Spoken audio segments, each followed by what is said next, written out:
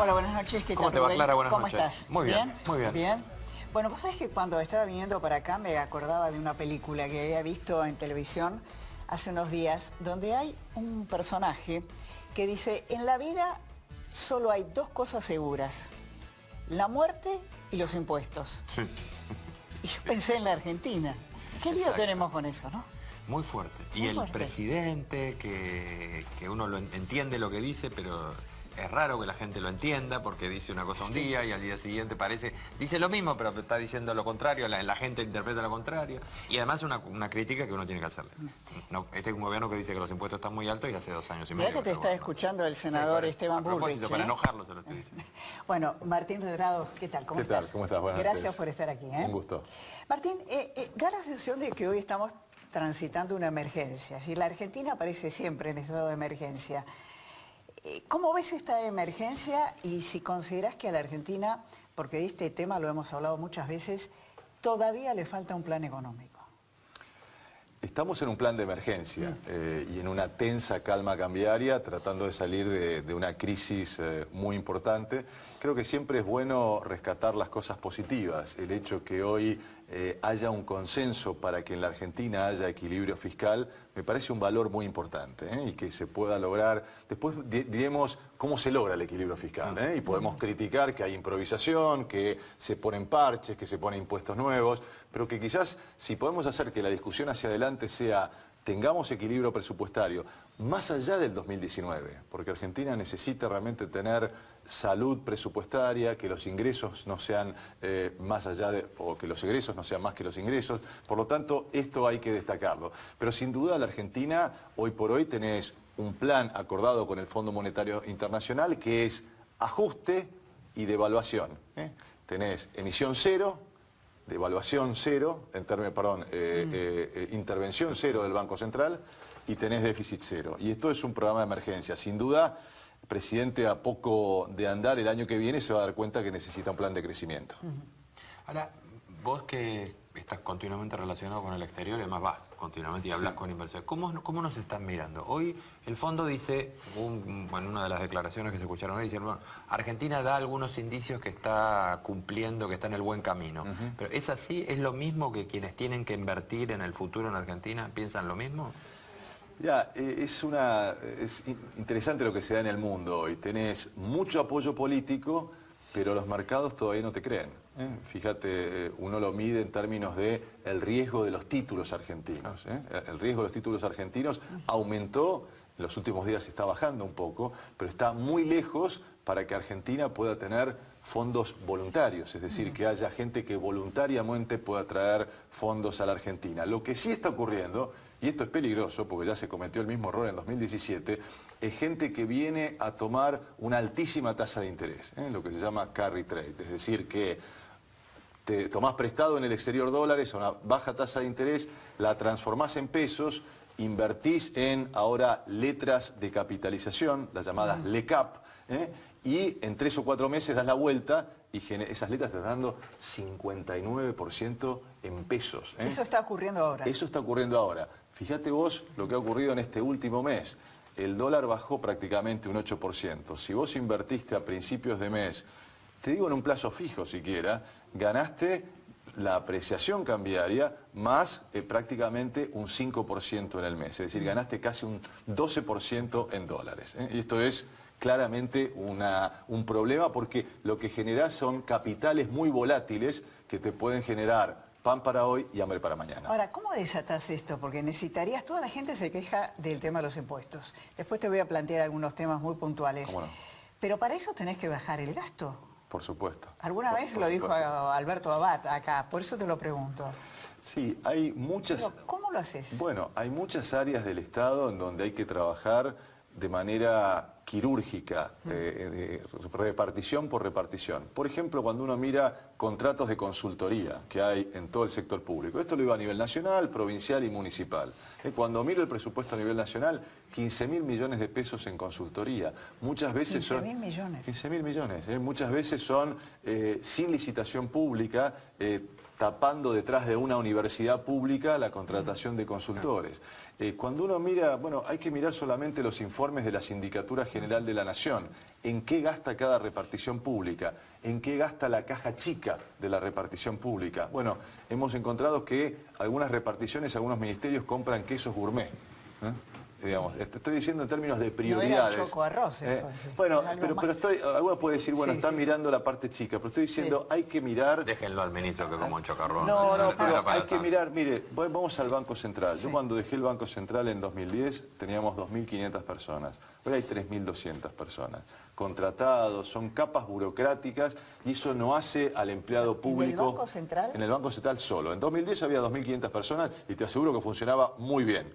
No necesitabas más gente. 3.200. 3.200, 700 personas más. Con lo cual digo, si mirás repartición por repartición, los gastos que se hacen, pero hay que hacer un trabajo muy cuerpo a cuerpo, muy de mirar, y muchas veces los funcionarios van, se sientan en el escritorio, no caminan por las reparticiones públicas, no ven quién está trabajando y quién no está trabajando.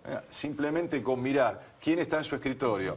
Hay directores o presidentes o ministros, presidentes de entidades o organismos autónomos, que van y se sientan en el último piso y nunca recorren el edificio a ver qué pasa. Bueno, hay mucho para hacer en términos de la gestión pública. Ahora, para que se me siga enojando Bullrich de esto, ¿pero no te asusta escuchar a Macri decir que como hay que llegar al déficit cero, hay que pensar en que hay que seguir subiendo impuestos? Vamos a escucharlo directamente y le esperamos la respuesta de Martín. Veámoslo. Lamentablemente, una parte de lograr el déficit cero el año que viene tiene que ver con aumento de los impuestos y una parte con reducción del gasto. Acá lo que tenemos es todos sentarnos alrededor de una mesa permanentemente y es cuestionarnos cada uno de los renglones de gasto que tiene la administración en cada uno de los 3 niveles para ver si es necesario o no es necesario lo que estamos gastando, porque, insisto, este nivel de impuestos es perjudicial para el desarrollo del país. Bueno, ahí habló. Bueno, ahí está. Eso de renglón por renglón es lo que hay que Igual hacer. primero se subió impuestos. Y no se ha hecho. Bueno, estamos tapando agujeros, Rubén. Digo, venimos improvisando. Vos fijate lo que pasó con el primer programa con el Fondo Monetario. Duró 90 días. 90 días un programa con el Fondo Monetario. Y lo tuvimos que rehacer. ¿Por qué? Porque no había confianza y porque era necesario mostrarle al mundo que Argentina iba a pagar sus cuentas, que no iba a caer en cesación de pagos. Entonces hubo que pedir adelantamiento de fondos, pedir más plata y bueno, y como consecuencia de eso tuvimos que bajar de un déficit de 1,3 a 0. ¿Cómo? ¿Y de dónde sacamos? Y bueno, empezaron a ver dónde sacamos. Lo más fácil siempre es apretar al sector privado, pero eso tiene un costo, es más recesión. Es quienes nos están mirando en términos de la economía real, la economía productiva, va a pagar el costo de este ajuste. Ahora, Martín, por ahí yo te planteo esta pregunta de una manera un poco desprolija. ¿La Argentina no tiene también un problema político? Y te voy a decir por qué. El Poder Judicial aumenta el 40%, no pagan impuestos, y le piden al gobierno 1.000 millones, porque necesitan pagar el 40%. Los gobernadores, esto lo vamos a hablar con Esteban Bullrich, dicen, bueno, no tengo el fondo sojero, quiero 100.000 millones de pesos. Y ahora vemos que las automotrices le dicen al gobierno, bueno, estamos perdiendo plata, necesitamos un bono de 500 millones de pesos.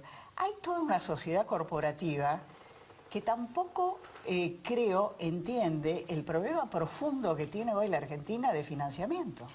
Sí, yo creo que lo va entendiendo, porque se acabaron las cajas, digamos, Sí. se acabaron, digo, ya manoteaste en 2010 el Banco Central, manotearon el ANSES, dejaron sin reservas prácticamente todo el Estado, ahora agotaron el endeudamiento, ya voluntariamente nadie los presta, se fueron al Fondo Monetario, ya no queda más. Con lo cual digo... ¿Así todo? Bueno, lo que queda es seguir ajustando al sector privado, pero esto es un costo en materia de crecimiento. Estamos viviendo lamentablemente un proceso de prueba y error, con mucha improvisación en donde se van... ¿Por qué la gente empieza a pedir? Porque no ve un camino claro. Es decir, lo que se necesita es balizar el camino de las principales variables económicas, la botonera que toca el sector público. Por ejemplo, en materia de gasto público hay que marcar un sendero muy claro, no solo Digo, rescato el tema del equilibrio presupuestario, pero esto hay que hacerlo un equilibrio intertemporal. Plantear que la solvencia fiscal tiene que ser más allá del 2019, 2020, 2021. Entonces, en la medida en que vos no tengas que la parte presupuestaria, que lo monetario, que las políticas de ingresos, es decir, lo que paga el sector público a sus empleados en asignaciones familiares, en subsidios, si todo no converge, es decir, si nosotros queremos una inflación del 20% el año que viene, todas estas variables, estos botones tienen que apuntar a eso. Cuando no se ve un gobierno en donde todas las variables que maneja no son convergentes, es ahí donde empieza la disputa sectorial. Entonces ahí los distintos sectores ven que hay espacio para poder sacar algo y, bueno, el gobierno va reaccionando paso a paso a medida que se van dando los acontecimientos. Esto lo digo a ver qué te parece a vos, pero uno lo ve de Duhovne que tiene, la verdad que tiene coraje. Está jugando, está pagando un costo político alto, haciendo un ajuste grande y está poniendo todo él encima de la mesa, ¿no? Digamos, así como uno critica otras cosas, dice, la verdad que da la sensación de que va para adelante, paga todos los costos, le dice que no a un montón de gente todos los días. ¿Vos lo ves así también? Bueno, en realidad veo un gobierno que lamentablemente perdió credibilidad en materia de política económica y trató de buscarla en el Fondo Monetario Internacional. Trató de buscar en que 57.000 millones de dólares nos diera un paraguas de credibilidad que todavía no lo ha dado. Y lo va a dar cuando realmente haya plata voluntaria, cuando haya inversores del exterior que digan, sí, el riesgo de Argentina está bajando y por lo tanto da para invertir en la Argentina. Por lo tanto, diría hoy que tenemos, y sobre todo lo miro muy en política monetaria, una intervención muy fuerte del Fondo Monetario tratando que esto nos dé credibilidad. Esto lo que hace es que nos falta una política de crecimiento. Fuimos al Fondo Monetario porque nos quedamos sin credibilidad, porque se nos fueron los dólares, improvisamos, tratamos de salir, estabilizar a un altísimo costo, una muy fuerte recesión que va a pagar todo el sector privado y todavía no tenemos el crecimiento a la vista. Ahora, ese plan de crecimiento que vos señalás, lo venís señalando hace mucho tiempo, no está porque no lo pueden hacer, porque están corridos por la urgencia, porque creen que por ahí, no sé, Duhovne y compañía piensan que no es necesario ese plan. ¿Por qué no está? Mi visión Porque es que, todos dicen eso, pero bueno. Mi visión es que van corriendo detrás de la urgencia. La urgencia ahora es estabilizar la economía y coincido que hay que estabilizar las principales variables. Lo están haciendo a un costo altísimo. A mí me gustaría tener otro programa y sobre todo en materia monetaria. Digo, acá hay un riesgo de estas altísimas tasas de interés que atraen capitales golondrina y lamentablemente quienes tenemos experiencia de gestión en periodos preelectorales, los inversores se dolarizan. Los grandes inversores lo que dicen es, frente al riesgo electoral lo que hago es me dolarizo. Entonces estamos generando un riesgo hacia adelante. Bueno, ¿qué va a pasar el año que viene? Digo, si pagaste e incentivaste el ingreso de capitales golondrina, de repente se pueden ir frente a las elecciones y no tenemos instrumentos. Con lo cual veo un proceso que va jugando lo urgente y no hay todavía una visión estratégica en la Argentina. Y por supuesto, para poder utilizar esto, bueno, se necesitan poner en juego los elementos que tiene el gobierno. ¿Qué elementos tiene el gobierno o el Estado? La política fiscal y obviamente respetando el equilibrio presupuestario hay que incentivar, hay que estimular aquella persona o aquella empresa que invierte en la Argentina. Hay que bajarle los impuestos a aquel que invierte. Alguno que me está mirando dice, bueno, eso puede sacrificar el equilibrio fiscal. Yo digo, no, sobre el incremento. Es decir, si alguien viene a invertir más sobre las nuevas inversiones, bajar impuestos, generar estímulos impositivos, generar estímulos crediticios con la banca pública. Esta es la manera de pensar cómo salir de esta recesión. El efecto Bolsonaro y las cosas que dijo Guedes, que bueno, mi prioridad va a ser Chile, de hecho va a visitar. ¿Cómo puede impactar en la Argentina? ¿Estamos preparados para este cambio que se está produciendo en general en el mundo? Sí, yo no dramatizaría y todavía pongo un paño de alerta en el sentido que todavía no hemos visto todo el gabinete. Y en una figura central en Brasil es la figura del canciller. Quienes conocemos la Cancillería brasileña lo que se llama la línea Itamaraty, por el Palacio Itamaraty que alberga a los funcionarios, tiene una tradición que viene desde un gran canciller que tuvieron a principios del siglo XX, que es el Barón de Río Branco, que marca las líneas principales. Brasil, viste, una gran diferencia, tiene una visión estratégica, tiene una visión de Sí, claro, siempre. es un país, como dicen muchos brasileños, país continente, o sea, un país que tiene su lugar de ser desde América del Sur, cuando uno mira el mapa es uno de los grandes países que hay en el mundo, y por lo tanto lo que se puede plantear es que si hay un problema en el Mercosur, es que ninguno de los dos países, aquí Argentina, Brasil y me animaría a decir Uruguay y Paraguay, coincidimos en que hay que crecer hacia afuera. El Mercosur se ha quedado estancado en las relaciones económicas internacionales. Sí, eso es cierto. No firmamos, Clara, desde el último acuerdo que se hizo con la Comunidad Andina en 2003 de Naciones, no hemos firmado ningún acuerdo comercial. Con lo cual acá hay dos miradas.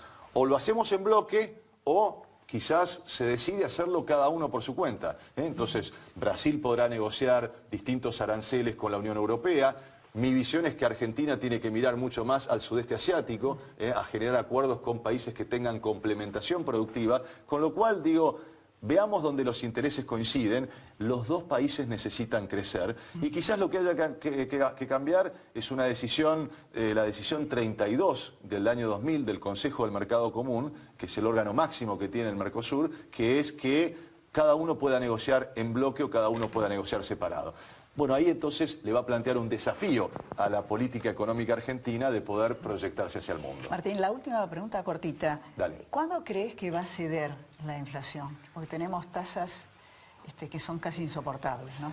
La inflación está cediendo por las malas razones. ¿Por qué? Porque hay recesión económica. Entonces, las empresas no pueden, las pymes que nos están mirando saben que no pueden trasladar sus costos porque no hay nadie que se los termine comprando. Entonces, vamos a tener una inflación que va a ser, vamos a terminar en un 47% de inflación este año y nosotros en Fundación Capital, nuestro equipo económico, estamos viendo una trayectoria descendente hacia niveles del 27-28% para el año que viene.